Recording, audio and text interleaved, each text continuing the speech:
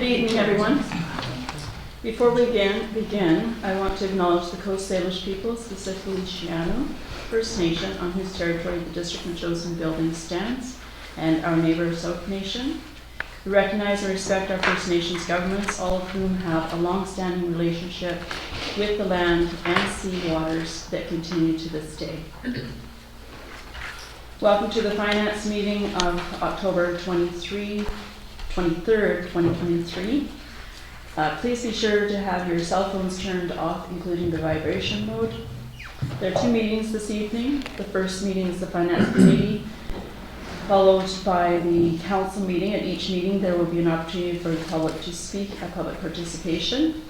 This is an opportunity for you to speak to a topic pertaining to the specific meeting that we have on the agenda tonight.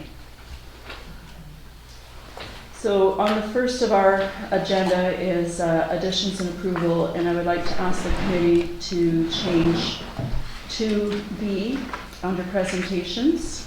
Violet Metchosin Community Day Summary is not able to attend this evening, so we will hear from her at a future meeting. May I have approval for the... Move as amended. Approved by Mayor Little, seconded by Councillor Shukin. All in favor? Carried, thank you. And presentations. So this evening I'd like to ask Veronica Carroll, CEO, and Cory Herrera, Board Chair. Okay. They will be doing a presentation for the Children's Health Foundation at Vancouver Island.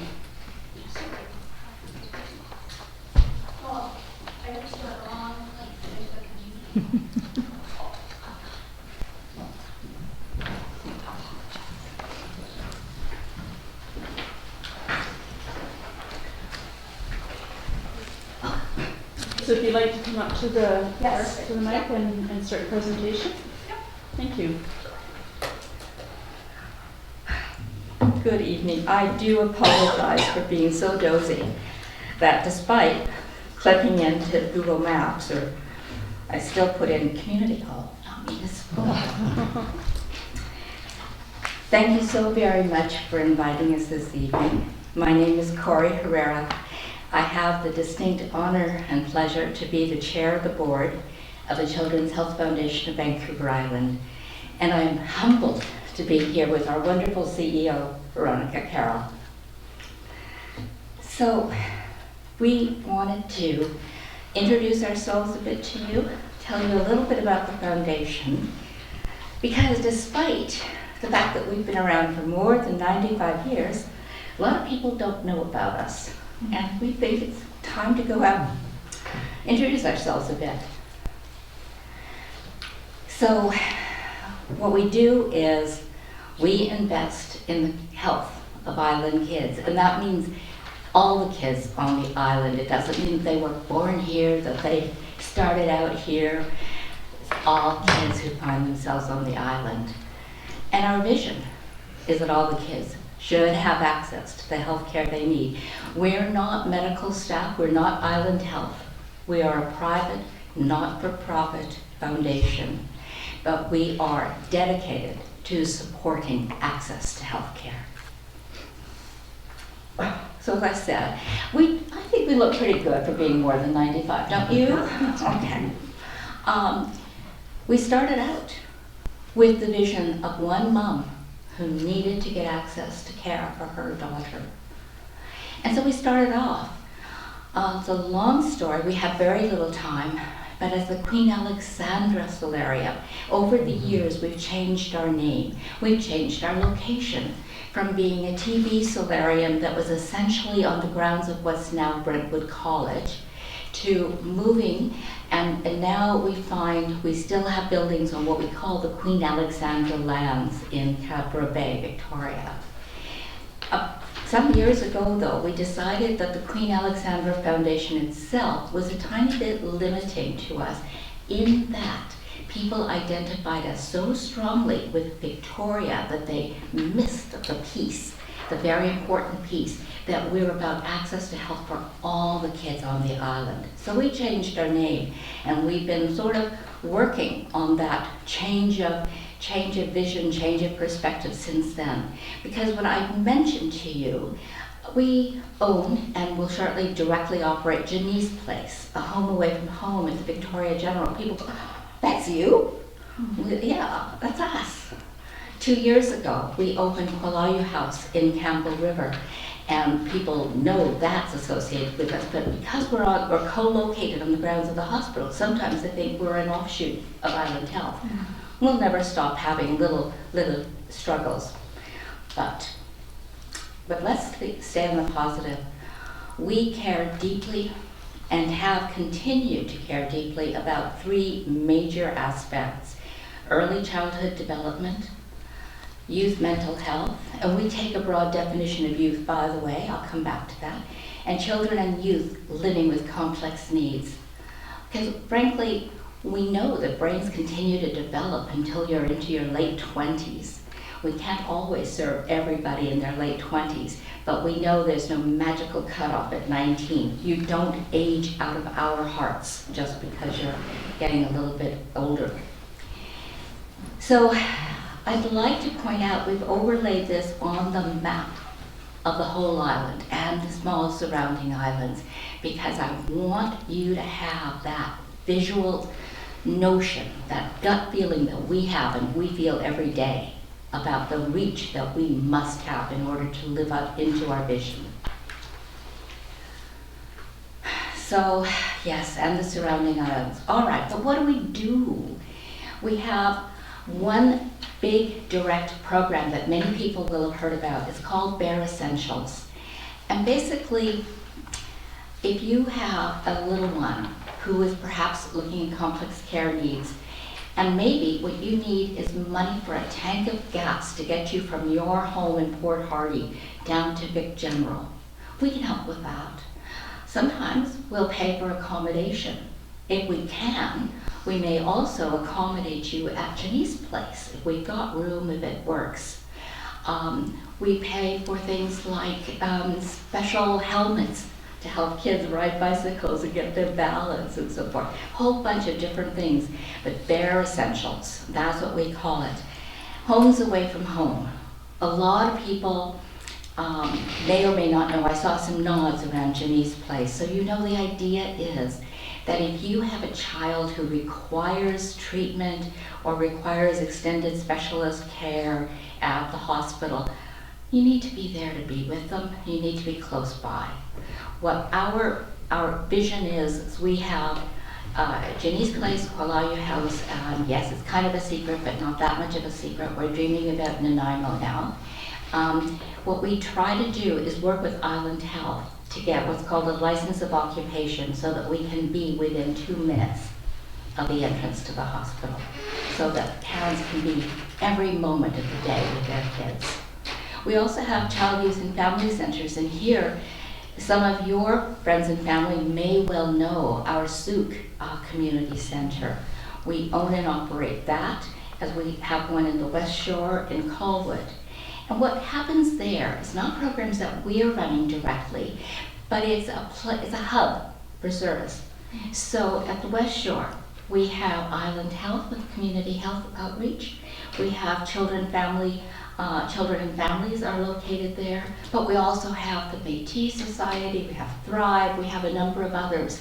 And what I have learned through humble experience by meeting people who work there is that the corridor interaction sometimes, not only between the families who are there, who did you see, but also between the staff. Hey, do you have something that can help my client? Those kinds of things are just magic. We believe very, very strongly in co-location. We've seen it be tremendously powerful. And we also, thanks to the generosity and the farsightedness of very special donors to us, we've been able to operate 2 major bursaries. And one, but I'm just going to mention one because I know we're short on time, Lisa Hughes. So she was an amazing young woman who died way before her time. Her mother struggled and advocated beautifully for her. But the notion, the vision was, yes, we have access to university, to college, tuition and stuff, But there are some young people who need a little bit more support as they go through. And these bursaries allow them to have that extra amount of financial support that might pay for specialized learning equipment, it might pay for a different type of motorized wheelchair that wasn't necessarily what they needed at the, in high school. All that kind of stuff. We enter into some strategic partnerships and programs, and I'm just going to take a moment more to mention our partnership with Boundary, because as I said, youth mental health is critical to us. And what we often do, I call proof of concept. So Boundary is an incredible operation, and we were able to get involved with them and to provide some support to help them get established in Victoria. We are thrilled to pieces. They are operating in different locations on the island now. We've been partnering with them. Bare Essentials, oh my goodness, I have a Kleenex, this is good, because I often cry. The numbers here are powerful. The need is overwhelming. Just a week or two, Veronica and I were just chatting about it. We have staff who take this program on with a referral from health professionals. They might be a physical therapist, they might be a nurse, they might be a social worker, and they need something. And the appetite for our help is enormous. All of these things, I talked about the Lisa Hughes bursary, and I didn't talk about the Women's Institute bursary. All of these things are 100% funded by donors. Oftentimes people are a little shocked and astounded when I tell them we get no government money. We are completely funded by private donations. And those donations have gone for decades and decades. Janice's place, so home away from home, it's not perhaps like your home or my home because it's meant to be a bit more shared. Families have private rooms with baths, and they share kitchen facilities and living room and play areas. And they often need a lot of privacy. These can be really troubling times. Like the dad who came down one night because his wife had had a third trimester ultrasound in Campbell River, and they were told, you might want to drive to Victoria now. And they got there, and the staff said, the doc said to him, if this were my wife, my child, I'd go into surgery right now. And I've got no hard way, right? And so this guy who just came down in his t-shirt and shorts and running shoes thought, oh, well, of course, but what am I gonna do? And somebody handed him one of our business cards and said, just go out the door, turn left, walk 3 minutes. There's a room waiting for you. So, people stay with us as long as they need. The longest stay last year, 110 consecutive nights, but that's unusual. Kuala House, we love this story. So sometimes it's not standard. I don't know if you are all better informed than I was, but Campbell River is the furthest north part of this island that has obstetric services.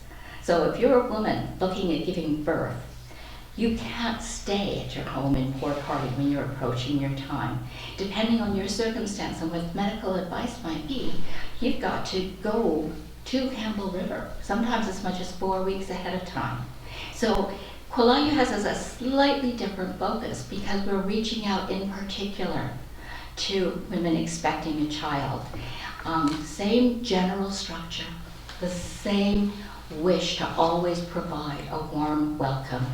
And our operating costs are roughly $500,000 each. Again, 100% coming from donors. There, I did it really fast, and I think I breathed a few times. But what I really, really wanted to share with you is that as we realize that we have to do what we call extend reach and reputation, we need to work harder every single day to make sure people know that we're there, make sure people understand what we try to offer, and to encourage people to seek us out. We are always, I'm going to be honest with you, we're always looking for more donations, but the more important thing in my humble view is that people know we're available to serve. Thank you so very much, Mayor Little, for inviting us here this evening. Thank you to your council. If you have any questions, we're delighted. Committee, do you have any questions? Mayor, sure. I'm curious about your ambitions in Nanaimo. So are you actively looking for a site? Have you secured a site, or is this all mum? We know where we need to be on the grounds of the hospital. Yeah, we have been in very active discussions with Island Health, who have been wonderful partners to us for many years. So we're working away at it. The way it works in these kinds of things is that you don't want to jump in until you are sure that you can build it. And so we're not quite ready to say, we're building this, are you going to come along for the ride? So it's our dream still, but kind of a lively dream, wouldn't you? Yes, it is, yeah. Okay, thank you. Thank you. Councillor Schucman? Sorry. Yes, thank you. Oh, okay. Well, Cory and Veronica, thank you so much for your work. And I've been thinking about branding a lot these days, and sometimes, it gets mixed up with selling coffee, selling computers, but often it also means building awareness so you can raise more funds, but also building awareness so people just know you exist and all the good that comes simply from that. So thank you very much. I got you on the money part. I will internalize that a little bit. So thank you. You know what I have one time said to a guest of ours at Qualayu House, actually she was a grandmother who was writing about her little one, and I said, there is something that you could do for me when you got home. And she said, what? And I said, would you tell your neighbors and your family and your friends that we're here?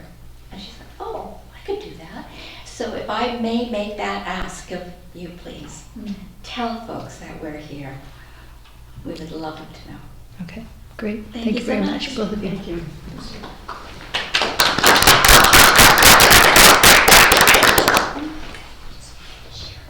Okay, so next we have public participation. So if there's anyone in the community who would like to speak, please state your name and the street in which you live. Patty Whitehouse, Rocky Point Road, to the Finance Committee. As you prepare for budget discussions, the Dogs and Metchosin group encourages you to make a point of planning funding for the signage we recommended in our report to you, the recommendations of which have been adopted by both previous council and this council. Signage to advise people of their responsibility to keep their dogs under control in Metchosin's public places. As we suggested, it would be reasonable to consider a plan that would see signage and dog waste receptacles, I hope, installed over the course of a few years, beginning with the places where the potential for conflict is greatest. Keep in mind that in the coming years, we expect to see increasing numbers of people from outside the municipality coming to enjoy the outdoor recreational opportunities we provide, and they'll come with their dogs. They will need to know, and we need them to know, what's expected of them. We also encourage council to build some funding for enforcement of the under control requirements in the enforcement budget. This need not necessarily be ticketing, except in extreme cases that really deserve it. A few years ago, the CRD dedicated some enforcement resources to putting enforcement officers on the Galloping Goose at select times to remind users of the requirement that dogs be on lead, and it was pretty successful. I seldom see dogs that are off lead on the goose, not nearly as many as before that effort took place. So I think that that approach is something to consider, at least as a first step. Yes, I haven't. It's probably too much to dream of to enlist our fire chief, grant finder, and grant writer extraordinaire to find funding to help, but it is a dream. The Dogs and Metchosin group remains prepared to work with council in its efforts to put our recommendations into effect. Thank you. Thank you. Anybody else like to have a spot at the mic? Okay. You might want to say, Veronica, And Cory, you don't have to stay till midnight with us. You're welcome to leave at any time, but you're welcome to stay. Thank you for that. Okay, so we'll turn to page 3, adoption of the minutes. This will be for the Finance Committee of September 11th of 2023. So moved. Moved by Councillor Gray, seconded by Councillor F. Call the question. All in favor? Thank you.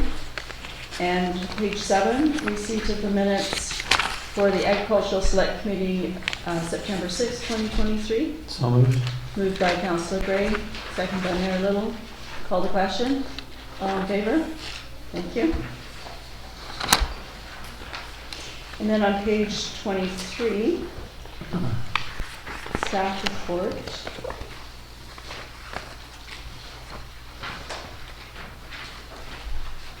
Not 23, page 20, where are we here? 9. Page 9, I'm too far ahead of myself. It's going so swiftly. There. So I've asked Ms. Tarnowski to come to the mic and present the financial report for the third quarter, please. Good evening, committee. So in summary, the third quarter financial report is presented slightly different from the past. So if I can direct your attention to the little table that's on the report. So the bottom part of the report. So this is showing each of the departments, is what I'm going to refer to it, and a really quick snapshot of the actual spend to date compared to the annual budget. Keep in mind that you can't simply say, okay, we're doing okay if we're at 75% because we're 3/4 of the year through. That is because not everything, some expenses are, I'll call it seasonality. We do it in different times of the year, so it's not equal amount throughout the year. So you can't take the 100% and average out monthly. So overall, things are looking at the positive side. Let me just see here. The operations are looking pretty good to date. Of course, we're keeping a really close eyes on, close tab on the numbers because there are a few line items that have gone over budget, but overall, as a department, we're doing okay. The one thing, if I could just speak a little quickly about the wildfire deployment. So to date, we have received almost $495,000 in revenue reimbursement, but that's not all of it. There's still money that's still going to be coming in. And again, the $330,000 is showing the expenses incurred so far. So that will be most of the expenses, but the revenue is still coming in. Okay. As I've mentioned earlier, the financial projection is looking positive. Again, it's hard to say at this point how big of a surplus we will have at the year end. I would like to caution the committee, though, there are a couple of big ticket items that were unplanned for, which I've noted under the projection area. One of them being having to repair engine 4 at approximately $25,000, and we've had to replace the aging heat pump at the school. So it would cost almost $8,000.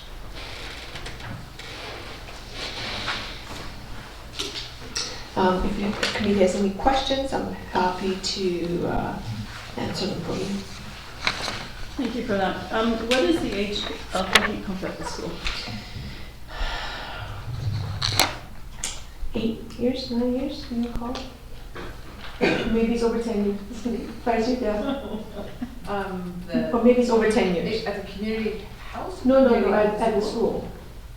Oh, you talk about the one in Mile Zero yes, area space? yeah. Oh, yeah, that one's easily. It's old. So I think it's 15, over 20 10 years old. years, yeah. Yeah. How many do we have over there? I don't know. So at this point in time, if I can, all the classrooms, we have installed heat pumps in all the classrooms. Okay, so it's not one major one for the whole school? No. Okay, okay. And $25,000 repair on the fire truck, so what was the ailment? I saw the mechanic out there for a while. Can we report on what was wrong or what is wrong? Sure. Chief, you'll be in a better position to answer that. Do you want me to come up there? Yes, please. Okay.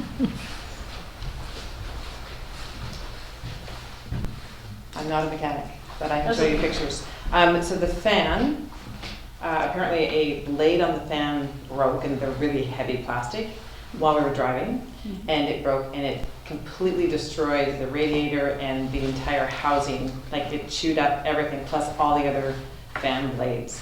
And unfortunately, because the vehicle's from 2003, and to get an OEM part, or even to get any similar part that fits with the proper screws and all that, we've had to order that in. So it is, we're fortunate because we have Mike Locke, who's a firefighter, and an EVT, an emergency vehicle technician. So he's actually doing all of the repairs in-house, which is actually, although he's working around his own full-time work schedule, is way faster than taking it down to a commercial repair shop, and much cheaper, because he's not charging us for $180 an hour to sit there and work on it. So it's completely ripped apart right now, but it will be put back together by Halloween, so not to worry.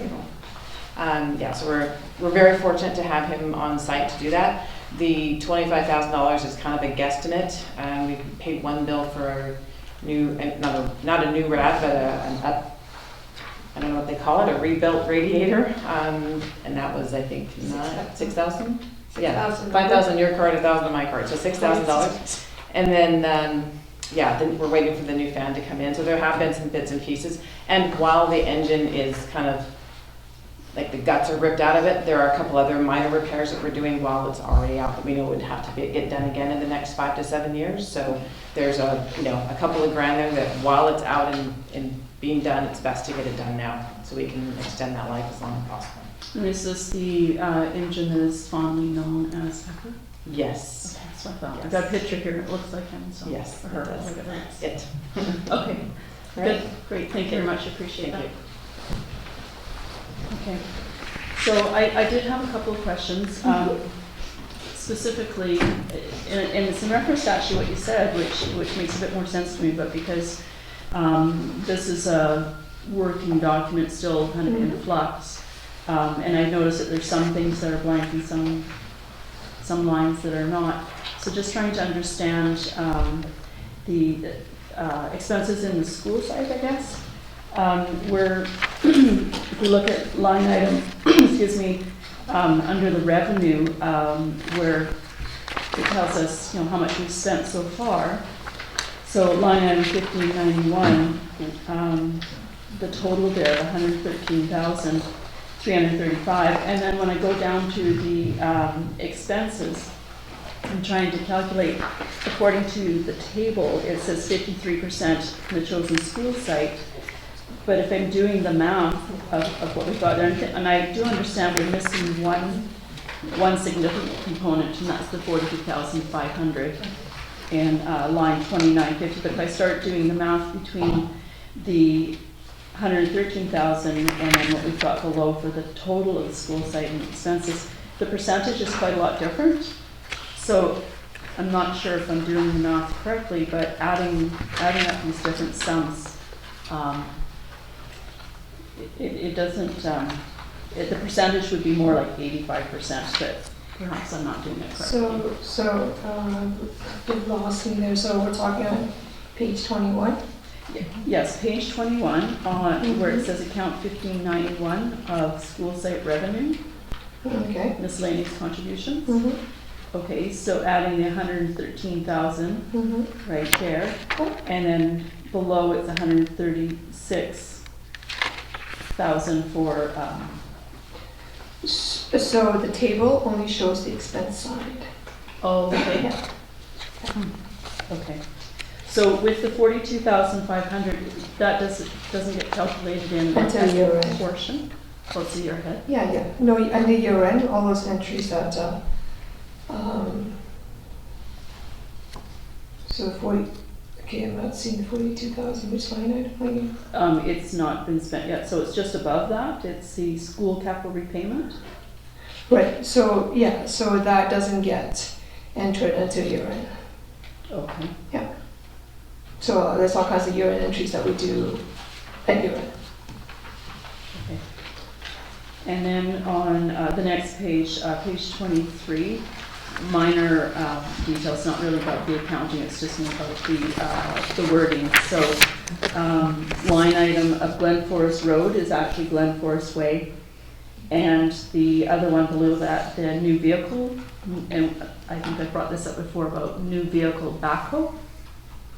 I think that actually is incorrect because the 275,000, I believe that was reserves for the single axle truck that's coming, correct? Yeah, that's correct. Okay, so it's not backhoe. Those are the only queries I have at the moment. Committee, do you have any questions? Councillor Gray? Thank you. So through the chair, Mr. Nevsky, looking at the table on the front, I'm seeing roadside trails is 126% of what's expected at this point in the year. I wonder if there's an explanation for that, or if it's just the regular maintenance of particular trails. Do we run into trouble? So it's maintenance of 6 trails that are being charged to that account. Those being Kangaroo, Annie Jackson, Rocky Point, Medill, Pears, William Head, and Lombard. So the 2 trails that account for more than 50% of the budget is Rocky Point and Pears Road Trail. That accounts for 51% of the budget to date. Sorry, the actuals to date. Thank you.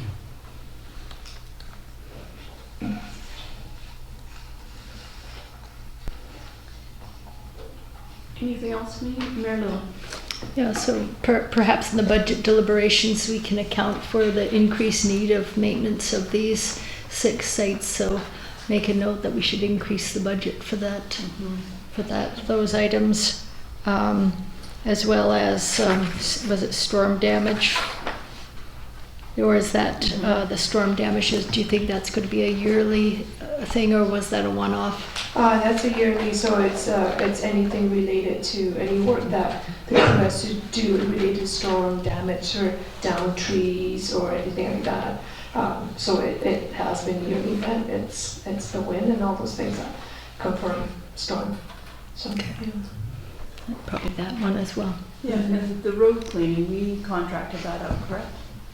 The road cleaning. Because that one is up too. So just for the budget deliberation time, it goes without saying that we can expect the cost on cost pressures again. Services, utilities, all the non-discretionary items. Yeah, and I do recognize that we actually were cautioned about the signs because we were upgrading to better reflection, and that's why that's 189%. So hopefully we're in better shape going forward this year, not having to spend quite as much on that. Hopefully we've addressed it. Councillor Schuppen, do you have a comment? I don't, other than to say thanks very much for the information. It's easy to read, and yeah, thank you. Okay. Seeing no other questions, we'll move on to this is just for information, correct? That's correct. For information, okay. So we can move on to the next report, page 25. And this is the budget discussion schedule. You'll see that's listed here. The only correction I would suggest is we change it from the Tuesday to the Thursday. Oh, yes, that's right. So it's a Thursday date. It is Thursday. I had to check my notes from that before. So that's good. That's Ms. Tarnowski and I had met to discuss some financial stuff, and this was one of the ones we found. At least I feel like after our discussions, doing everything on one day was a lot of work for ourselves and staff. We separated to Tuesday. Didn't seem to make a big difference. It was still as much work for me. So selfishly, I said, could we do it Thursday, which I know last term we had done it a few days apart. So hopefully that will work with people's schedules. And we'll do it late in the afternoon again. I think 4 o'clock it says here, so that we can involve or invite our public to come and be part of it as well, and not to go too far past dinner.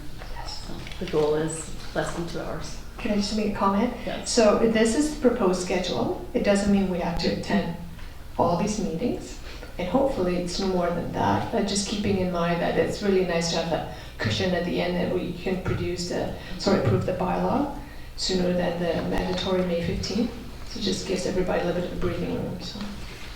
Yeah, and it's every 2 weeks, and we'll be starting 2 of them before the end of the year, which will be a step ahead from last year with the election and such. Okay, great. Thank you very much. So that brings us to page 27, Councillor's update. So the first thing I have listed here on my report is the agricultural portfolio that I am part of. On Friday, the Ag Committee had presented what we call Farm Forum. We've done a number of those, or the district committee has done a number of those through the years. And last year we had quite a large workshop type style one to discuss things like the ag plan, and it was very much a workshop. There was probably over 50 people there. This was a little bit more, a little smaller. And we had 30 people that were in attendance. So we brought up things like the next steps for the ag plan, because we do now have a consultant that we are working with. And so one of our members, Alex, had given a report on what to expect with that and which farms will be a part of that, things that they're going to look for through the next several months. And I'm hoping that he will come and report to you on occasion as to the progress of what's happening there. Also, the purpose of what that ag plan will do for our whole community of farmers and upcoming farmers. Other things we talked about was the farmers map, which you saw in the news this past spring, and what our goals are for the future, to bring back our Metchosin grown brand. It's an actual title that we have. What is our target audience? Where do we hope we're going to, are we going to print more of these? And if so, we felt we should probably do those in color. There's a cost to that, perhaps getting some sponsors, that sort of thing. So we did a lot of brainstorming in that regard. We also asked some of our newer growers to speak. So we had Christine from Gathering Sage Medicinal Herbs to explain to us her journey so far in starting her little business and where she hopes to go. And same with Sweet Beans Farm. They unfortunately had to leave early because they still, like many farmers, have day jobs. So we did get a progress report from them ahead of time, so we were able to report on that. Another young farmer who spoke about his ambition to do, he's currently working with Perry Bay Sheep Farm, and he's wanting to do mushrooms and such, so he's looking for a place to be able to do that. So he was putting a call out for assistance in that regard. And then of course I pulled Mayor Little in to give a snapshot on the BCM farm study tour that we went on as well. So it was really great to have the new growers step up. These are young farmers, and in all 3 cases, they actually lease land or are looking to lease land in our community. And I would say they're probably about in their 30s maybe, age. Very ambitious, have really amazing ideas.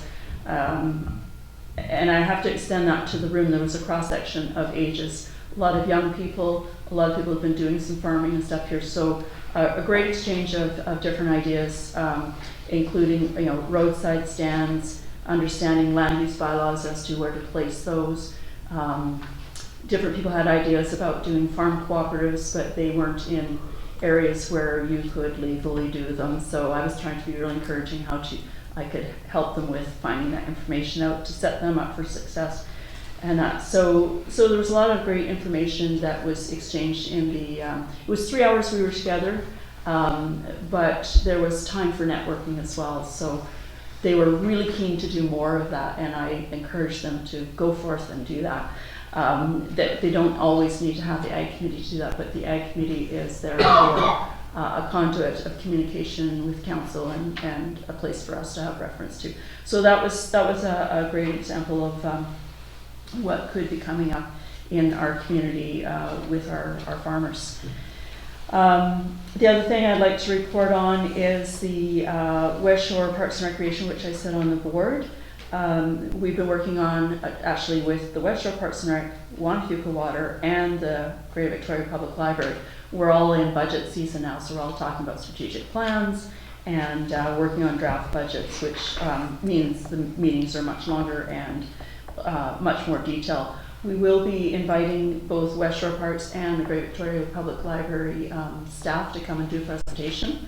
We missed a little bit last year just because of schedules, but I'm hoping they will come and be able to address not only our council but our public, so that they understand what services they do provide for the amount of money that they're paying.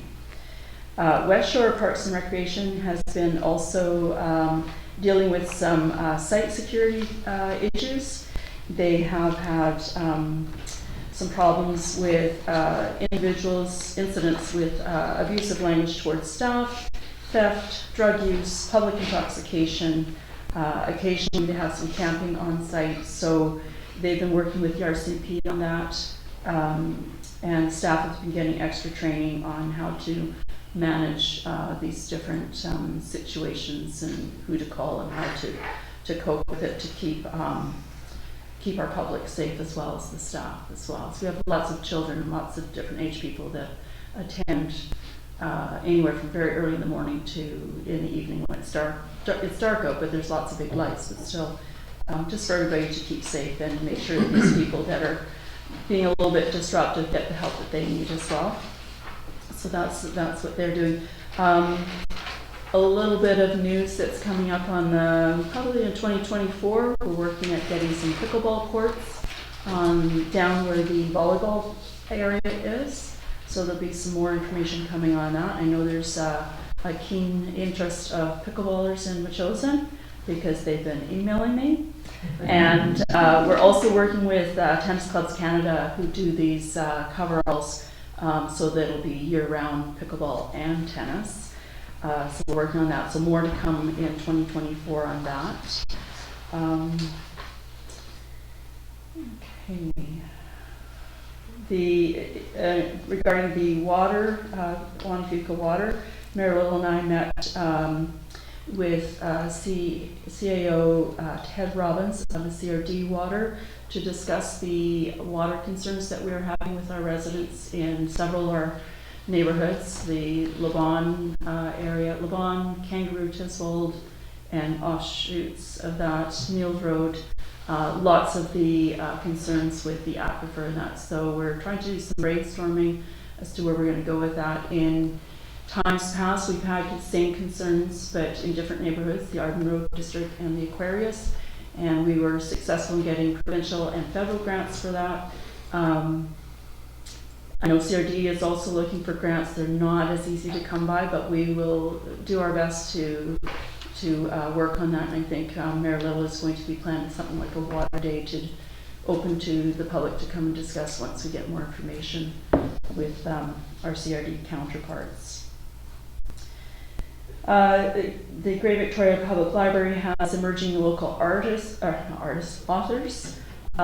which you can apply for. This is a program for celebrating the Victoria's rich writing culture. And it features self-published, independent, and small press books written by the local artists between 2014 and 2023. The deadline for these applications is January 15th of 2024, and the featured artists, they're literary artists, are anywhere from the ages 6 to over 90.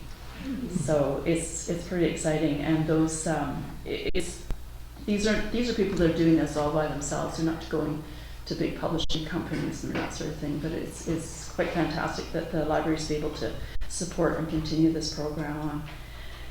It's an ongoing Bufferland Working Group. We are finished with our terms of reference. It's been a great group of residents to work with, all coming from different factions of our community with a variety of ideas and brainstorming that went on. It's been a pleasure working with them. We'll have a report, I believe it's on the next agenda this evening, so I won't go into too many details on that and spoil it for y'all. And the most recent excursion that Council was given opportunity to go on was the UBCM. So this is the Union of BC municipalities, and it's a 5-day conference. I had the pleasure of going on. The very first day was a farm study tour, and it was of the Maple Ridge and Pitt Meadows. Again, these were 3 different farms that were on the tour. It was an all-day tour from 8 till 4. All 3 farms were generational farms, and it was celebrating the young, resilient farmers of these different families, and the fact they've had to adjust through the times. The first one we went to was Blue Magic Greenhouses, and they had 2 different properties. One was a 5-acre, one was a 15-acre. It used to be a food farm, and then their son grew up, went off to school, came back, and is now a floriculture. And he had some very interesting things to share with us. One of the things that was outstanding is previously he was busing workers in from Langley area, I believe, and now he actually has been able to add on to his house, making it like apartments. And so 5 people work full-time year-round, but the seasonal workers are actually able to stay on the farm. So that's reducing costs, it's better for the environment, and they're readily available to start work when required. Interesting enough, this is he's really tapped into the market. I think they only had 6 different kinds of flowers. They had a certain kind of lily, hellebores, which are for some reason being very popular at weddings. These are very short, stubby looking little plants. They're all white, and they're used for boutonnieres and in bouquets, and so they've really tapped into that market. They also do international sales, so they're going off to auctions and stuff. Another outstanding point of view is they have these moving greenhouses. And so as the season changes with certain flowers, they can move them over, these greenhouses on these great big sort of like train tracks. And I thought that was quite fascinating to be able to extend the crop a little bit longer and such. The question of food security came up because, people say, well, it's a farm, we don't really eat flowers. And they've got a plan that if such time that they need to have food, they would take out all those plants. The soil is so well amended and full of nutrients because they're constantly doing this that they'd have no problem turning it over. Their biggest challenge is the competition of the real estate. They have next door to them, there was a property with a very large house, and it was 29 bedrooms or bathrooms or something. $4.5 million. He says, I can't even afford to buy that. So he's looking to expand, but it's just not cost effective. So as we've talked about before about the home plate and having smaller houses and using the land better, this was one of their big concerns as well, that they're lobbying their governments over there. So just quickly, because I know we still got another meeting to go. We visited Silver Valley Farms. This is also generational operation. They have several farms, actually. That's cooperative. That's quite large business that they're operating. Blueberries, I've never seen blueberry trees over my head. They were in a huge stocks. And we'll probably, Councillor Mayor Little and I were on this tour. We took lots of photos. Maybe we'll put together a presentation at some point with some of the machinery and stuff that they use. But they had some bird sounds, and I thought, oh, this is so lovely out here. And one of the people that was on the tour was trying to get on her Merlin app to figure out what kind of bird sounds it was. It wouldn't pick it up, and we found out it was actually a loop. It was recorded birds that would actually scare off the birds that would come and eat the berries. So these are just some of the tactics that they had to use, and so it's really interesting. Hot Cot Farms, it was once upon a time a very large cattle farm. Now I think they're down to only 100, and so most of the farm has gone into cranberries. And so there's 3 siblings, and they all have a different job to do. And they did cite the fact that it's amazing that they actually get along, but because they each have their own job to do. One takes care of cranberries. I think the dad's still doing the cattle. They have a brand new abattoir, it costs $5 million. It's quite a building. It's probably about the size of this building. But they're also doing composting with all the effluent that comes out of there. I think I was the only person interested out of the 60 there, and so I never got to see that part of the operation, but that's okay. There was another component, which is a great big timber frame building, which has a meat market in it, plus a storefront, similar to a red barn, but it would sell other things that other farms are doing. And they also do weddings and such, which I think is what the sister is doing. So they're being very diversified. So this is what we're seeing even here in Victoria. We've seen it with Gailey Farms. We've seen it with Mitchell Farms, where farmers are diversifying, you know, whether it's agritourism or entertainment or whatever. So those are just some of the highlights from that. And yeah, one of the final things that I just wanted to report on is accidentally there was a post on Facebook from one of my council colleagues in Colwood who posted a beautiful picture of waffles and was saying something about it, and I said, well, hey, I'd love to come to your place for breakfast. Next thing you know, it morphed into not just his own council, but our whole council had a potluck at this fellow's place, and it was a great brunch on Labor Day weekend. Beautiful weather, everybody brought something, and yeah, what started out to be 5 people ended up being like 20 people, but it was wonderful to get 2 councils together away from all the business and just have a lovely time connecting. Our spouses were there. It was great. So it was a very celebratory way to come back into a season of meetings and busyness. Mm-hmm. So with that, I would like to close the meeting, adjourn. So if I could have a motion to adjourn. Moved by Councillor Gray, second by Mayor Little. Call the question. All in favor? Thank you very much.